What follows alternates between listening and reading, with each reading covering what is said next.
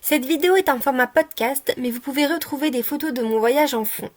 Du 18 juillet au 18 août 2019, j'ai pris mes valises et je suis partie au Japon pour la seconde fois, pour un mois, à visiter Osaka, Kobe et Nara. J'ai pu aussi passer quelques jours à Kyoto. Lors de ce voyage, j'ai pu vivre des choses vraiment plaisantes, des choses que tous les touristes peuvent vivre dans ce genre de voyage, mais cela vous pouvez le retrouver dans les 2 vidéos précédentes. Nous allons voir aujourd'hui des moments plus originaux, plus anecdotiques, voire plus déplaisants. Je vais commencer par vous conter un problème qui a eu un impact important sur mon voyage et que j'ai déjà plus ou moins abordé. Nous verrons ensuite des anecdotes amusantes, ou du moins que nous ne pouvons pas qualifier comme mauvais, puis nous aborderons la fin de mon voyage. Nous allons donc premièrement aborder ma cheville. Je dois commencer par dire que j'ai toujours eu des problèmes aux chevilles et que quelques mois avant mon voyage, je m'étais tordu la cheville droite et que j'avais donc passé beaucoup de temps avec une attelle, ce qui explique peut-être en partie ma réaction face à la blessure que je me suis faite au Japon. Pour entrer dans le vif du sujet, lorsque j'ai visité le parc Mino, ma cheville gauche a été blessée. Mais il fallait que je rentre à mon Airbnb, donc j'ai acheté une canette au distributeur, j'ai mis du froid sur le membre qui commençait à gonfler et j'ai pris le métro pour rentrer. Comme j'ai l'habitude, j'ai décidé de ne pas me rendre à l'hôpital et de me soigner seule.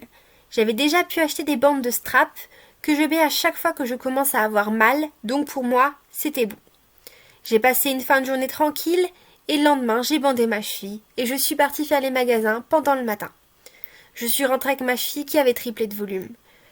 Donc après, j'ai fait plus attention et je n'ai pas forcé. Mais je n'allais pas gâcher mon voyage pour une cheville alors que j'avais déjà passé beaucoup de temps avec sa jumelle immobilisée. Ça a fini par aller mieux pour un temps du moins. Mais ça, c'est une histoire pour plus tard.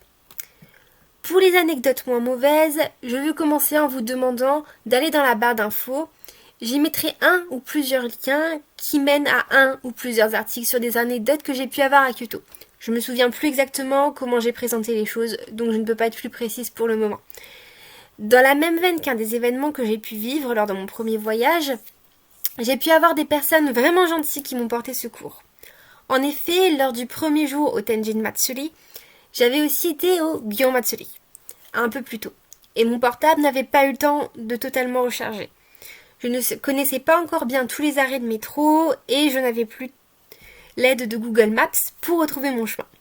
Donc je me suis perdue. Alors que j'avais dans l'idée de finalement m'arrêter pour demander au contrôleur de la gare de l'aide pour avoir un taxi, une gentille femme est venue m'aider et a été elle-même demander le chemin pour que je puisse repartir en métro. J'ai pu aussi avoir des conversations plus ou moins compréhensibles avec des Japonais ou Japonaises qui sont venus me voir pour discuter. C'était bizarre à cause de mes difficultés avec la langue que je ne connais pas encore très bien, surtout à l'oral, mais plutôt cool en même temps. Je vais à présent finir par la toute fin de mon voyage. Le jour juste avant de repartir, j'ai été une dernière fois à Kyoto. Triste de partir de cette ville que j'aime tant, j'ai décidé de m'arrêter à Lush pour acheter une bombe de bain et me détendre en rentrant.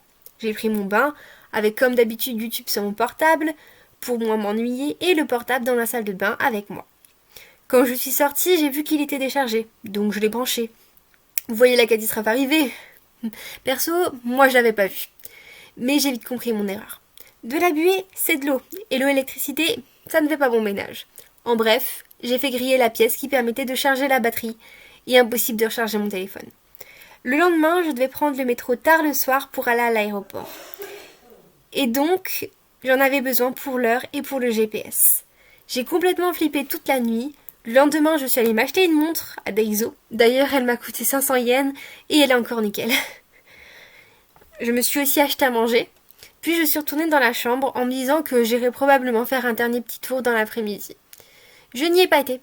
Lors du chemin, je suis tombée et cette cheville dont je vous ai parlé plus tôt, elle n'a pas tenu.